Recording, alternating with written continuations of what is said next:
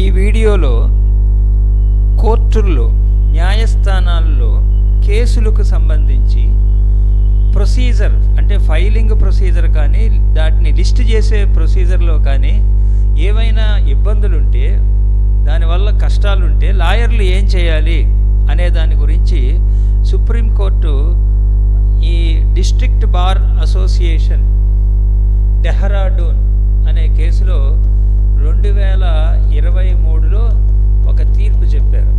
District bar association Dehradun అంటే ఇప్పుడు మన కేసులు మనం హైకోర్టులో కానీ కింద కోర్టులో కానీ వేసాము, కానీ అవి బెంచ్ మీదకి రావటం లేదు ఫైల్ చేయాలంటే ఏదో ఒక చాలా ఇబ్బందికరమైనటువంటి ఒక రూల్ హైకోర్టు కానీ కింద కోర్టులు కానీ పెట్టాయి.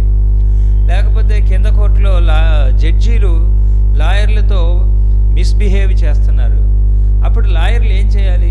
వాళ్ళు జడ్జీలు కాబట్టి, అవి కోర్టులు కాబట్టి లాయర్లు ఏమీ చేయలేకుండా ఉండాలా? అలా లేదంటే స్ట్రైక్స్ చేయాలా? సుప్రీంకోర్టు ఏం చెప్తుందంటే స్ట్రైక్స్ పరిష్కారం కాదు. మరి పరిష్కారం ఏంటి అంటే, ఈ డిస్ట్రిక్ట్ బార్ అసోసియేషన్ డెహ్రాడూన్ కేసులో హైకోర్టు ఏం చెప్తుందంటే, ప్రతి హైకోర్టు కూడా వాళ్ళ హైకోర్టులో అలాగే కింద కోర్టులకు సంబంధించి న్యాయవాదులకు ఉండేటువంటి ఇలాంటి జెన్యూన్ సమస్యలు, ప్రాబ్లమ్స్, ఈ కష్టాలు ఏవైతే ఉన్నాయో వాటిని డీల్ చేయటం కోసం ఒక గ్రీవియన్స్ రెడ్రెసల్ కమిటీని ఏర్పాటు చేయాలి అని చెప్తుంది. గ్రీవెన్సెస్ రిడ్రెసల్ కమిటీ అనేది చెప్తుంది. హైకోర్టు స్థాయిలో హైకోర్టు, కింద కోర్టులకు సంబంధించి కూడా ఒక కమిటీ చేయాలి. ఈ కమిటీలో ఈ దేనికి సంబంధించింది అంటే, because procedural changes in filing listing, అంటే ఫైలింగ్లో లిస్టింగ్లో ఉన్నటువంటి చేంజెస్ కానీ,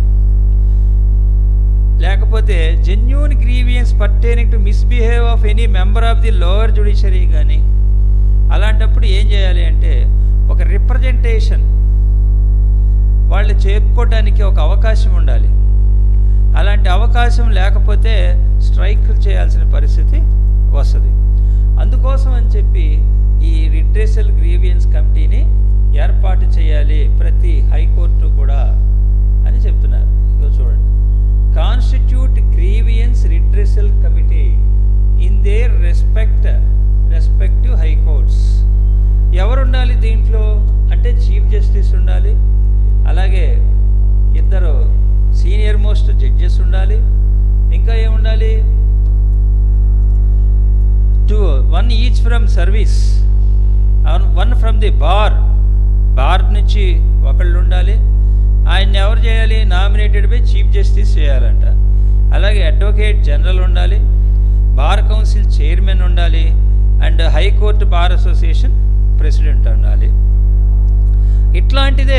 ఇలాంటి గ్రీవియన్స్ రిడ్రెసల్ కమిటీ ఇలాంటిదే లోయర్ కోర్టులకు సంబంధించి కూడా ఏర్పాటు చేయాలి అని చెప్పి అంటుంది supreme court. Similar grievance redressal committee at the district level. వాళ్ళు ఏం చేయాలి? ఈ లిస్టింగు వీటికి సంబంధించిన వాటిలో వచ్చే సమస్యల గురించి జెన్యూన్ గ్రీవియన్స్ డిస్కస్ చేయాలి.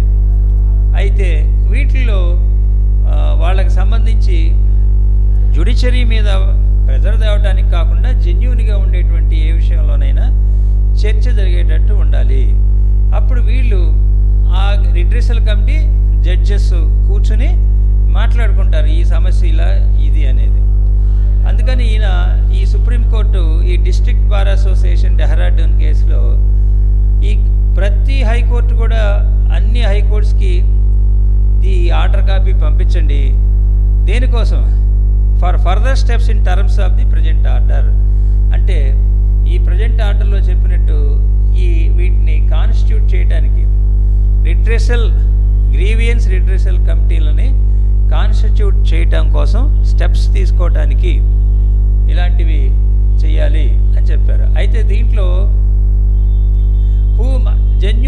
ఈజ్ లైక్ ఎబవ్ అంటే కేవలం లిస్టింగు, ఫైలింగు, ప్రొసీజరల్ చేంజే కాకుండా అలాంటి కేసులు ఏమున్నా, అలాంటి గ్రీవెన్సెస్ ఏమున్నా కూడా వెంటిలేట్ దేర్ గ్రీవెన్సెస్ అని చెప్పారు. కాబట్టి అర్జెంటుగా అన్ని హైకోర్టుల్లో కూడా ఈ గ్రీవియన్స్ రిడ్రెసల్ కమిటీలు ఏర్పాటు చేయాలి, కింద కోర్టులకు సంబంధించి కూడా ఏర్పాటు చేయాలి. అలా చేయకపోతే ఈ కేసు సుప్రీం ఈ సైట్ చేస్తూ ఇది 2023 ఏప్రిల్ నెలలో వచ్చినటువంటి case. District bar association Dehradun అని కొడితే వస్తుంది. కాబట్టి ఒకవేళ లాయర్లు చేయకపోతే కక్షిదారులైన న్యాయవాదుల మీద ఒత్తిడి తీసుకొచ్చి ఇలాంటి ఒక రిడ్రెసల్ గ్రీవెన్స్ కమిటీని ఏర్పాటు చేయమని చెప్పి అడగవచ్చు.